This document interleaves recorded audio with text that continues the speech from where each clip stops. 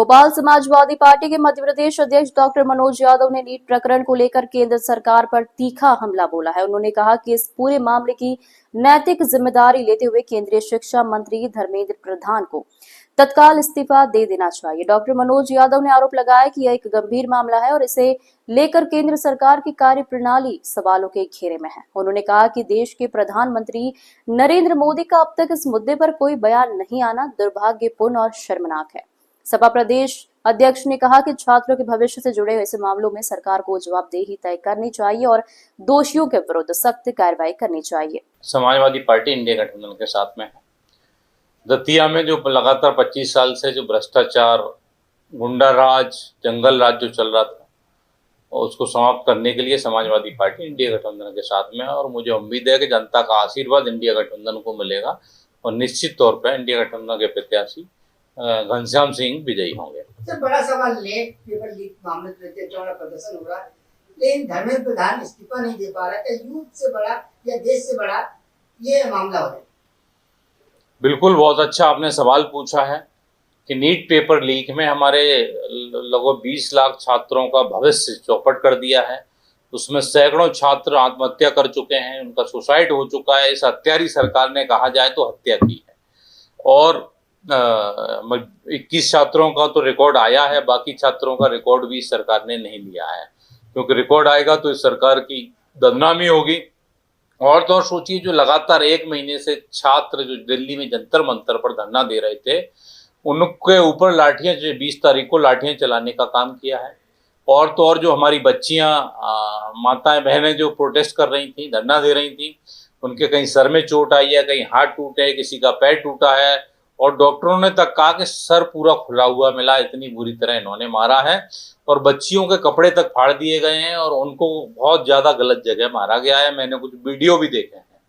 तो ऐसी पुलिस पर शर्म आनी चाहिए। अमित शाह जी, आप क्या कर रहे हैं? आपके अंडर में गृह विभाग आता है, आपका भी साथ में इस्तीफा होना चाहिए, क्योंकि ये लोकतंत्र की हत्या है। प्रोटेस्ट करना, धरना प्रदर्शन करना एक संवैधानिक अधिकार होता है। और आपकी सरकार की नाकामी की वजह से पेपर लीक हो रहे हैं। अभी के केंद्र में ही आपके 93 पेपर लीक हो चुके हैं। राज्यों को भी मिला लिया जाए तो लगभग 162 पेपर लीक हुए हैं आपके। तो ये छात्रों के भविष्य से आप खिलवाड़ कर रहे हैं ना, नौजवानों युवाओं के भविष्य से खिलवाड़ कर रहे हैं।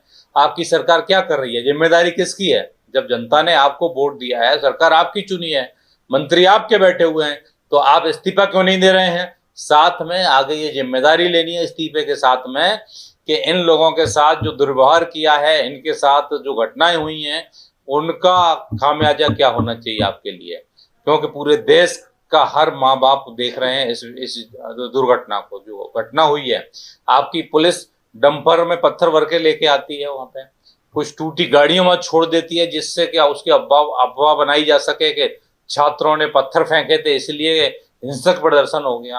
ये सारे षड्यंत्र भारतीय जनता पार्टी करती है कि फूट डालो, राज करो वाली राजनीति करती है। कभी धर्म के नाम पे करती है, कभी बच्चों के नाम पे करती है। मोदी जी रोज मन की बात करते हैं, क्या छात्रों के मन की बात की आज तक उन्होंने? हमारे देश की जनता सवाल पूछ रही है, क्या धर्मेंद्र प्रधान इतने प्रभावशाली है कि भारतीय जनता पार्टी उनका इस्तीफा नहीं ले पा रही, या भारतीय जनता पार्टी नष्ट उनके पास है जिससे भारतीय जनता पार्टी पूरी डर रही है? पूरी भारतीय जनता पार्टी भ्रष्ट है। नरेंद्र मोदी जी का भी इस्तीफा होना चाहिए। अभी तक छात्रों के मामले में क्यों नहीं बोले? वैसे तो आप हर चीज में ज्ञान बांटते हो, सभी को बहुत कुछ सिखाते हो। आप पाइप नाली में पाइप डाल के आप चाय बनवा देते हो। तो आपका छात्रों का जो पेपर लीक हो रहा है, आपकी सरकार की फेल्यूर है, आपकी फेल्यूर है। क्योंकि सारे विभाग तो मोदी जी नहीं ले रखे हैं। हर विभाग का उद्घाटन करने तो मोदी जी जाते हैं, चाहे रेल विभाग का हो या किसी अन्य विभाग का हो, सबके उद्घाटन तो मोदी जी करते हैं। तो आपको इसके भी जिम्मेदारी लेनी चाहिए और आपको भी इस्तीफा देना चाहिए। ये सरासर गलत है और ये सरकार सारे मोर्चों पर फेल है। और जो छात्र ने की इस सरकार ने हत्या की है, जिन पर लाठियां बांधी हैं, उन सबको मुआवजा मिलना चाहिए। और समाजवादी पार्टी की मांग है 1-1 करोड़ रुपए का मुआवजा उनके परिवार के लोगों को मिलना चाहिए। और जब तक ये उनकी मांगें पूरी नहीं होती हैं, छात्रों के भविष्य सुनिश्चित नहीं किया जाता है कि आपके भविष्य के साथ खिलवाड़ नहीं होगा, तब तक ये आंदोलन जारी रहेगा। और समाजवादी पार्टी सड़क से लेकर संसद तक आंदोलन करेगी। मध्य प्रदेश में भी हर जिले में ज्ञापन देगी, जिसमें शिक्षा और बच्चों के भविष्य को लेके दिया जाएगा कि ये सरकार सुनिश्चित करे कि आगे इस तरह के खिलवाड़ नहीं होंगे और जिनकी हत्या हुई है सरकार के द्वारा की गई है, क्योंकि वो आत्महत्या नहीं बोला जाएगा कि आपने मजबूर किया है उसके लिए, उनको सभी को मुआवजा भी मिलना चाहिए और धर्मेंद्र प्रधान जैसे लोगों पर केस भी दर्ज होना चाहिए, जिससे ऐसे कोई भी जिम्मेदार मंत्री रहता है कभी भी रहे उस व्यक्ति की जिम्मेदारी बने कि मर्डर का केस ऐसे लोगों पर लगना चाहिए, हत्यारे हैं।